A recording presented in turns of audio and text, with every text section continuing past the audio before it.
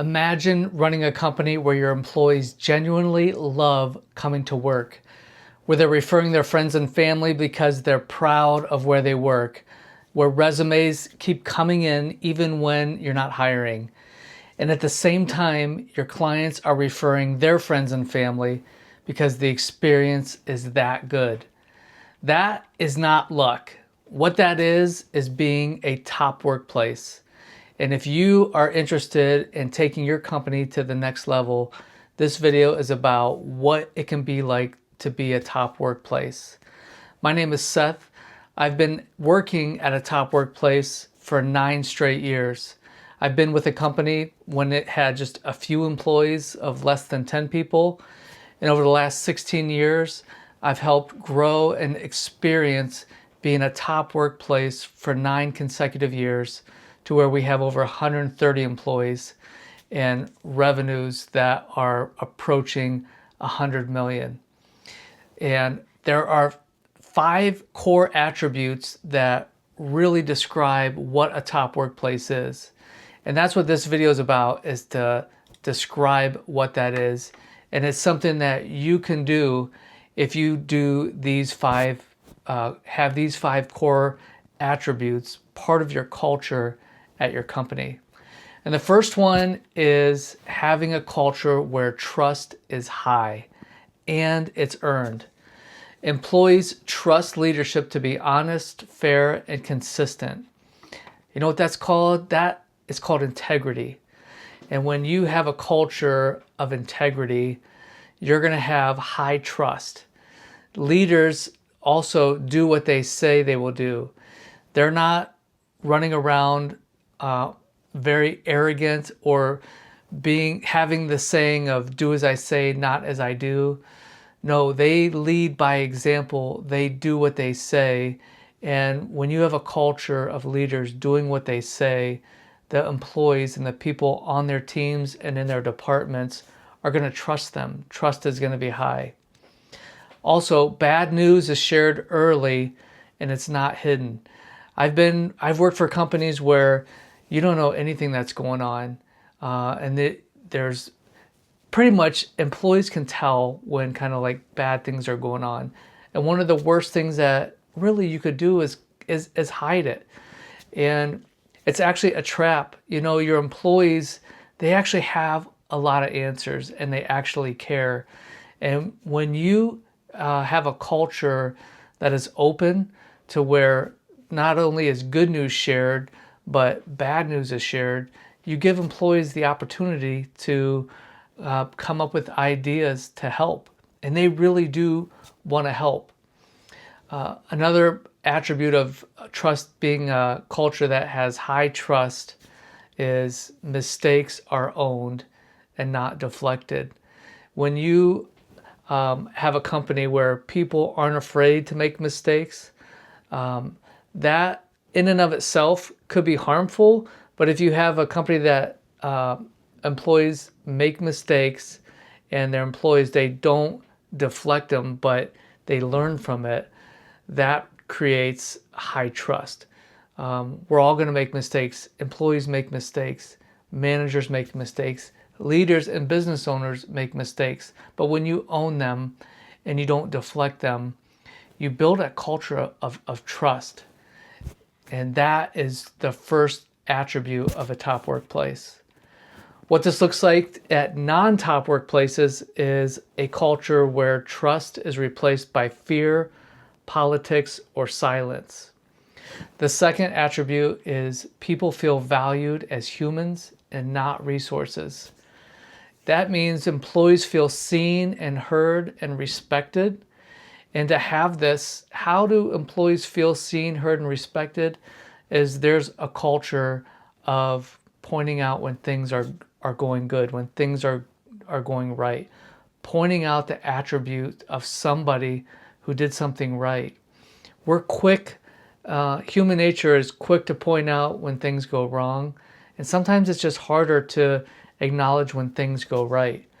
But if you have a culture where you're pointing out consistently the things that people are doing right, not to pat them on the back so that they'll do their work, but it's more of when people do the right things, when you recognize them for doing the right thing, you're reinforcing the kind of behavior that you want to see. And what makes a strong culture where people feel valued is knowing when they're doing a good job and being appreciated. Also, leaders know people beyond job titles.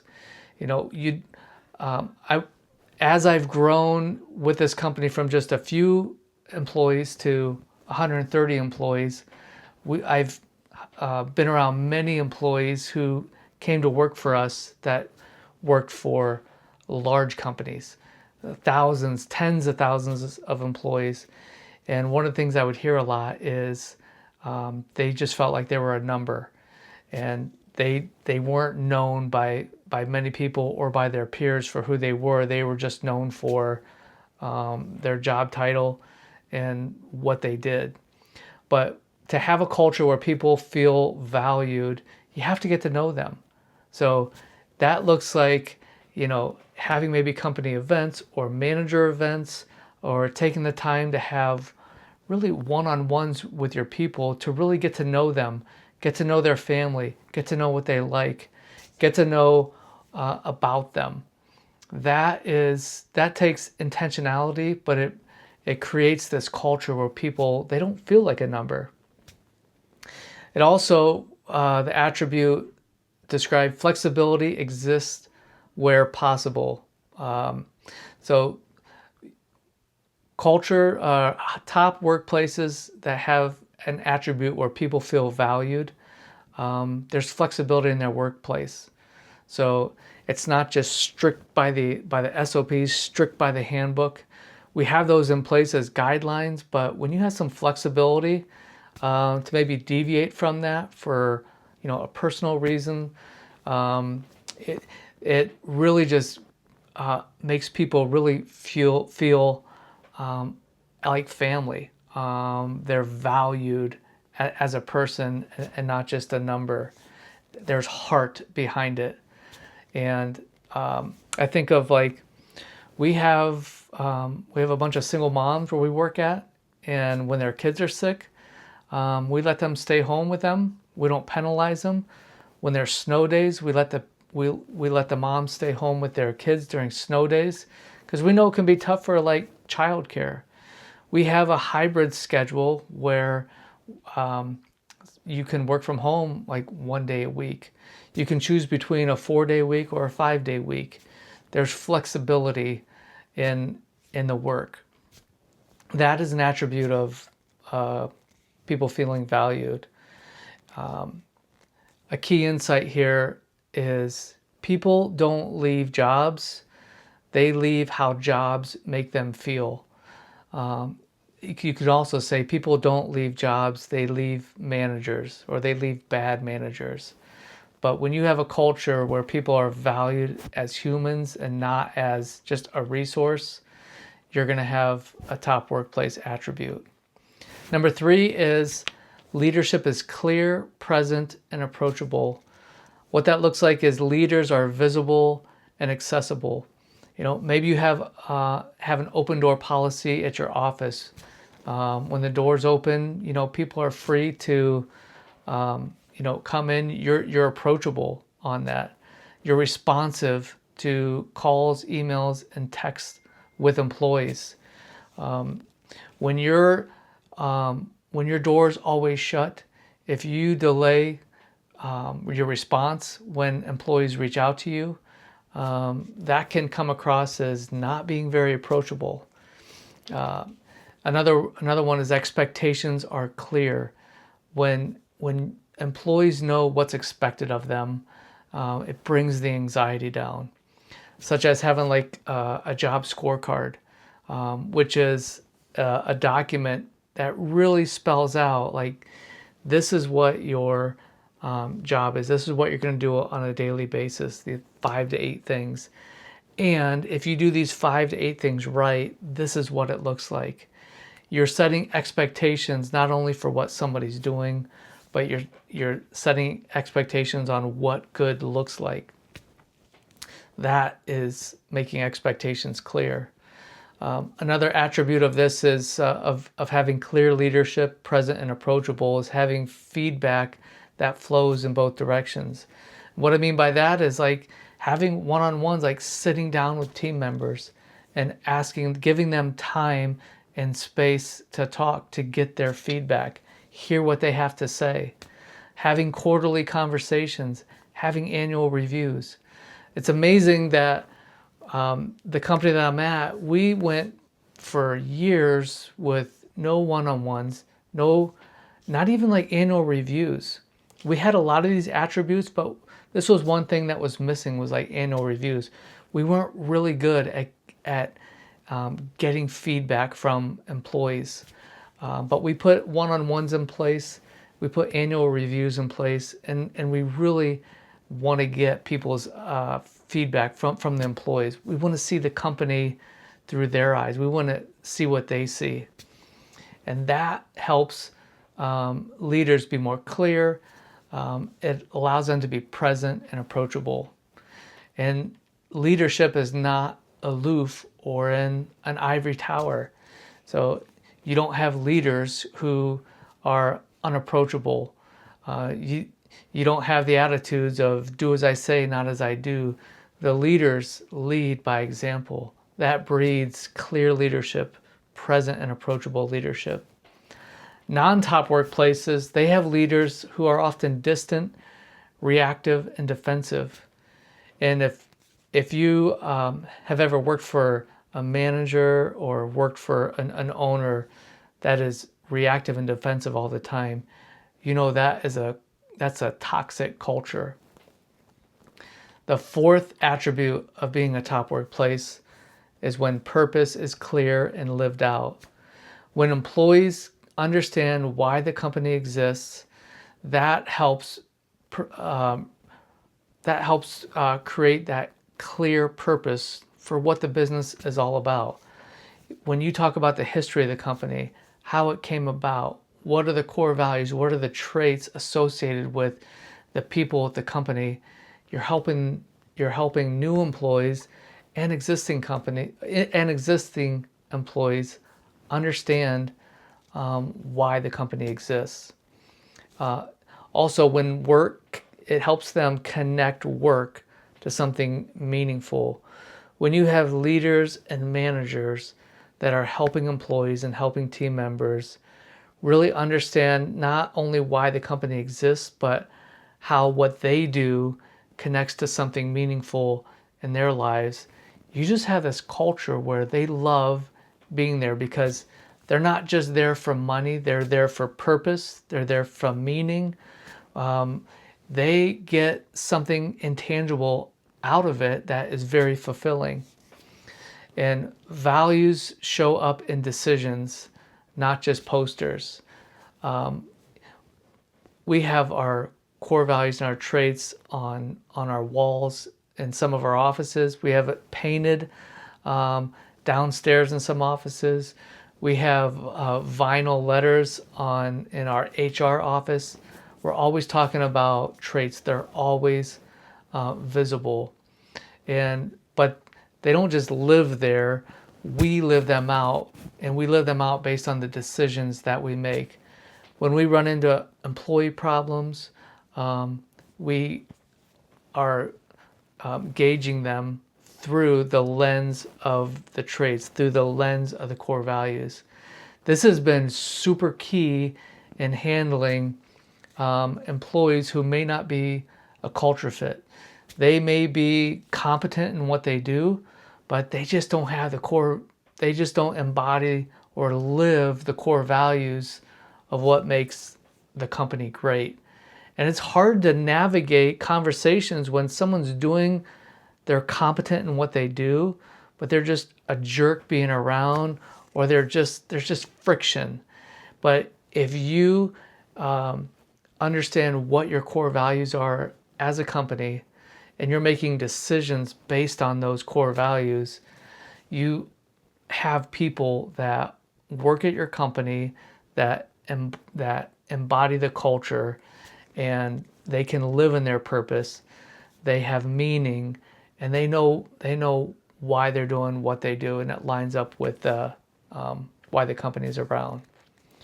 The last, number 5 on the top workplace core attributes is about accountability, and that accountability is healthy and not punitive.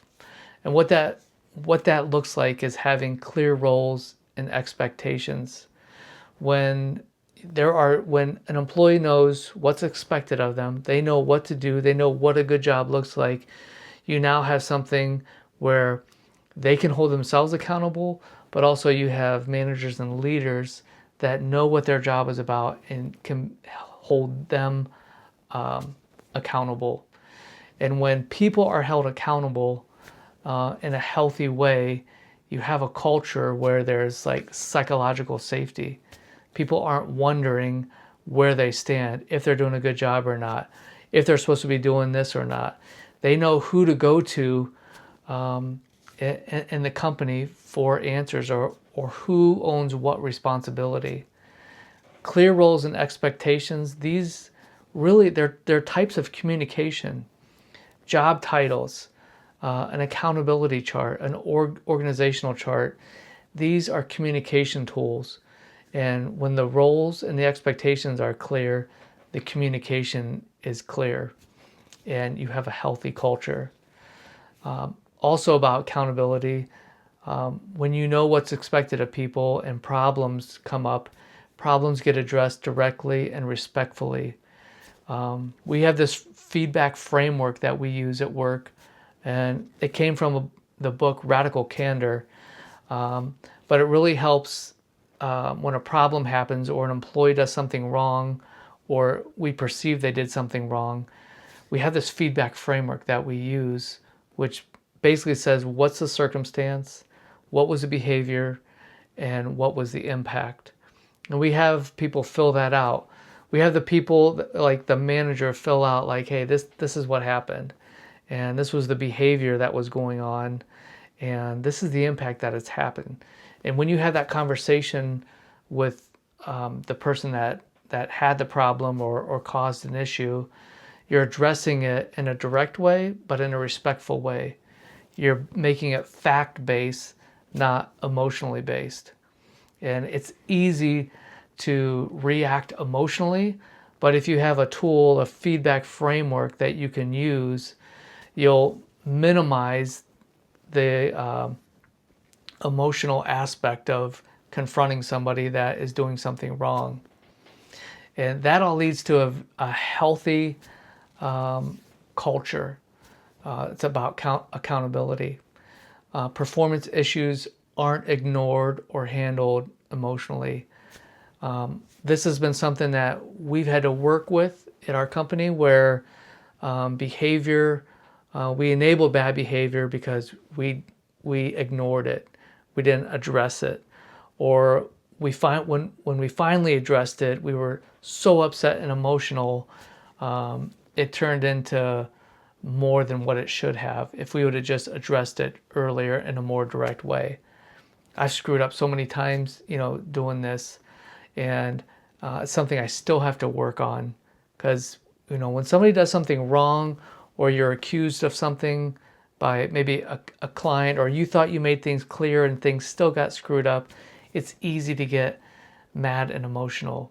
But when you have a feedback framework to use, it makes addressing problems directly and respectfully a more healthy place to work at. And people know where they stand. Psychological safety. When you don't know where you stand as an employee, that brings there's a lot of anxiety with that.